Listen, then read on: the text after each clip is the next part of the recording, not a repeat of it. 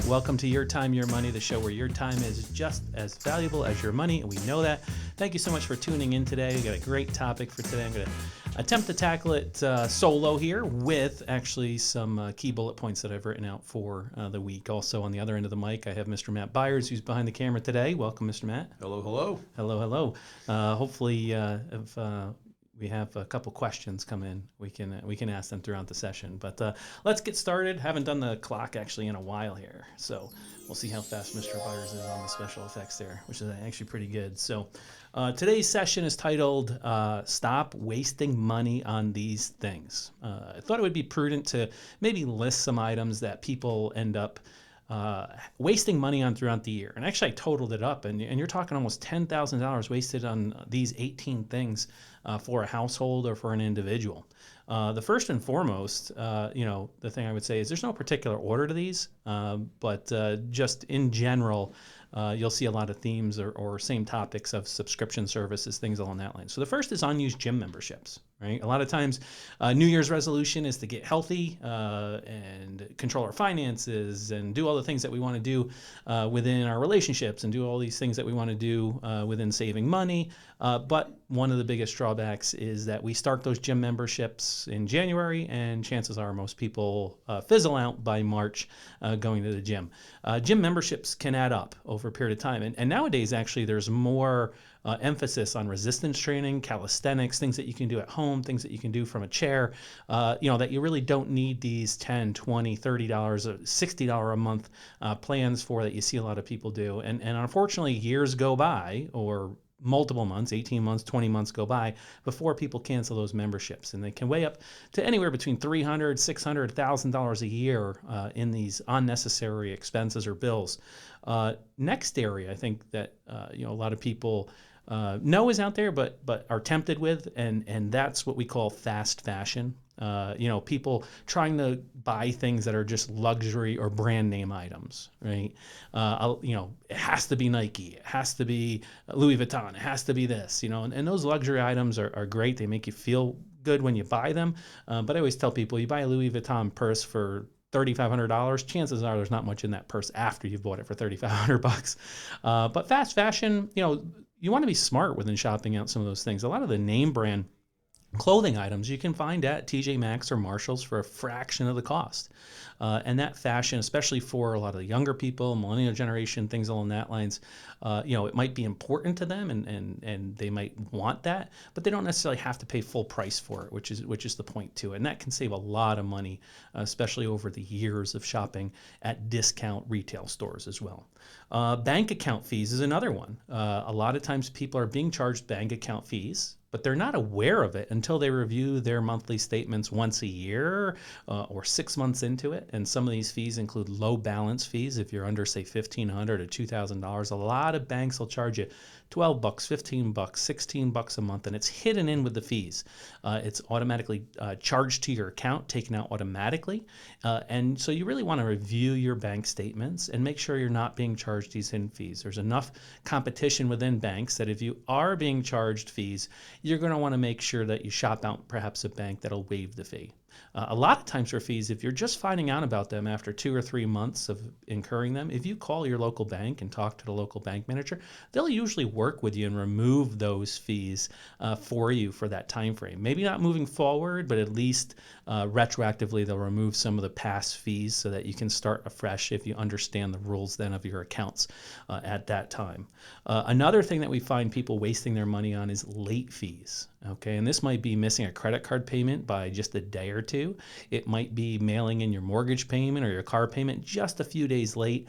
And these late fees add up to thousands of dollars over your lifetime. So credit card, mortgage, phone are some of the ones that we see, whether it's maybe your car, your loan payment for your car, maybe it's your life insurance or your auto insurance payment.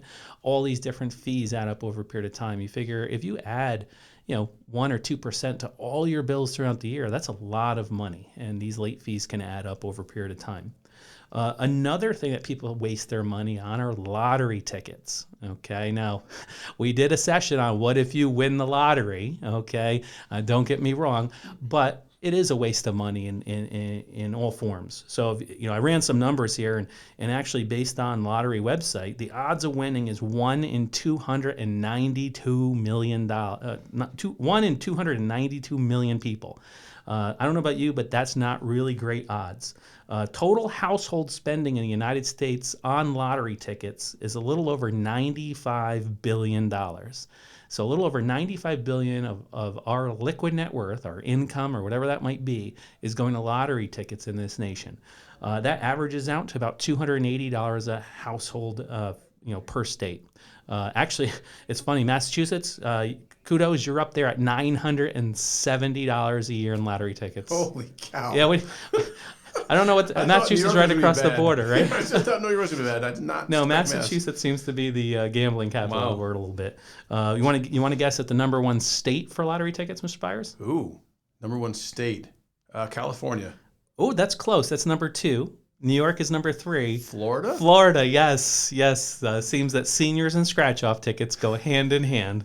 Down time, down money. Lottery tickets, a big way to waste your money, when you could be investing long-term or investing in some other things that are going to get you a return on your money. Another thing that I had down there was extended warranties. A lot of people at checkout, and now it's automated, it comes up on your screen, right? When you swipe your card, do you want to add this extended warranty, 1 year, 3 year, 5 year warranty? This is becoming a very common trend that people are signing up for that.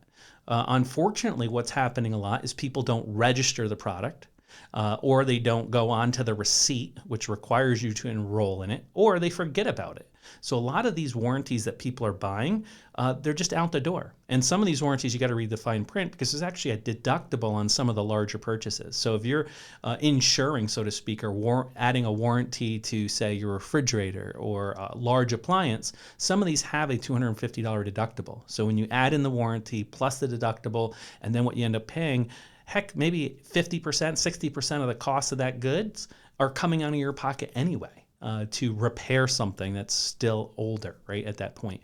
So extended warranties, another thing that a lot of people waste their money on. I'm not saying that, once again, that it's not important if you feel like you need that confidence behind it, but just be aware that it's a big outflow of cash for a household. Another thing, very common, I see this around our office all the time. I see this within all the networks that I work with, and that's buying coffee every day. Mr. Byers, what's a Starbucks run nowadays? Let's see. At the least, I believe it's around $5 to $6 at a very minimum. Yeah. So let's say coffee's only $4. We say only. Right. Right. Say only $4. If you buy a cup of coffee every day during the workday for 50 weeks, that's over $1,000 that you've spent on a pocket for coffee. I always ask people, go to the store and buy ground coffee. How much ground coffee can you buy for $1,000? I could probably have Juan Valdez come with his mule and a sack of coffee to pay for that $1,000 worth of coffee. That's crazy. And then you combine that in the workplace environment with people buying lunch every day. This is probably one of the biggest things that defeat your monthly budget. And it doesn't seem that way because, I'm going to go have a hamburger. I'm going to go have a chicken sandwich at one of the popular restaurants out there. But on average, even fast food nowadays is about $15 to $18 for one person to eat there. You add that up over a period of time. If you're, work your average 260 days a year, which is the national average, that's over $3,900 that's going out of your pocket for lunches. Nice thing about lunches, if you don't buy them too often, when you do have them, you really appreciate them more because it's more of a treat than a necessity. And some of that is time management. Same thing with coffee, is making sure you have enough time in the morning to pack your lunch, pack your coffee, or whatever that might be. Another thing is most Americans buy too much food. We are the number one nation in throwing out food. I just ran some numbers. We had 60 million tons of food thrown out in the United States. You know what that relates to in pounds? Probably Tons? not. Probably not, because I did the math for you. I will let you know, Mr. Byers. Please do. That's 120 billion pounds of food that's thrown out or spoiled in the United States because we overbought food. That ends up equaling $700 per household nationwide. So to equate what that tonnage is, I did the math for you again, Mr. Byers. That would be the equivalent of each person in the country throwing out 975 apples worth of food. Think about that. That's crazy. That's insane. Right? And one of the common things is people go to the store to shop hungry. Right? It's the number one thing you hear all the time. Don't go grocery shopping on an empty stomach, because you're going to want to buy a billion things. Everything will look good to you. Everything will look good to you at that point. But a lot of it's perishable foods, right? And I think we can learn a lot from the European nations in this matter. Is that European nations have smaller fridges. They usually go multiple times throughout the week, and they buy fresh, right? They buy for their meals. And Americans don't do that. We say, hey, let's get the 3 chest freezers in our garage, the extra Club. fridge, good first world problems to have, but a place that we actually spend and waste a lot of money out there. In the lines of food, bottled water.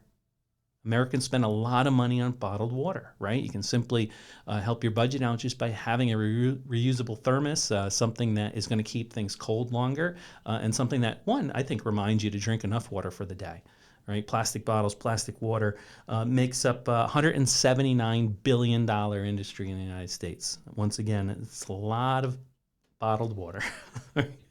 Let's move on from the food section and let's talk about unused subscriptions. Okay, this is a very common thing in our culture today, is subscribing, whether it's to internet subscriptions, magazine subscriptions, all different types of subscription services. And why do companies go to subscription models? Because they know the average person, when they stop using them, it takes them at least 12 to 16 months to cancel their subscription. And that's 12 to 16 months of free money that they wouldn't have gotten anyway. And that really can do damage to your financial plan. On average, the American household has $40 to $50 a month in subscriptions that they are not using at some point. That's a lot of money. Okay, when you think about all these things, they start adding up for the year.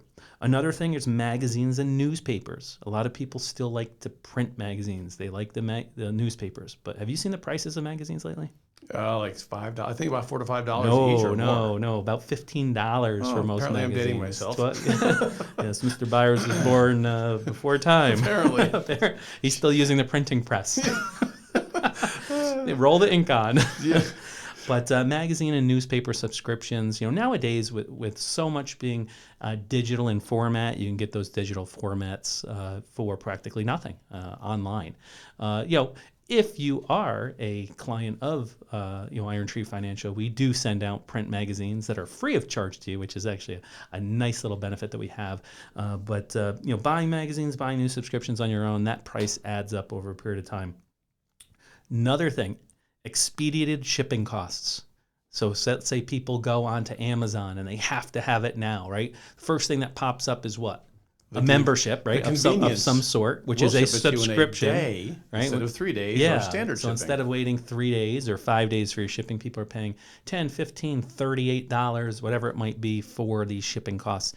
That keeps adding up. So you might have gotten a great deal on that specific item that you're buying, but unfortunately you paid expedited shipping costs, and now you're paying more than retail for the item just to get it delivered to your house. Okay, you save gas, but you just spent a tank of gas on getting it to your house a little bit earlier.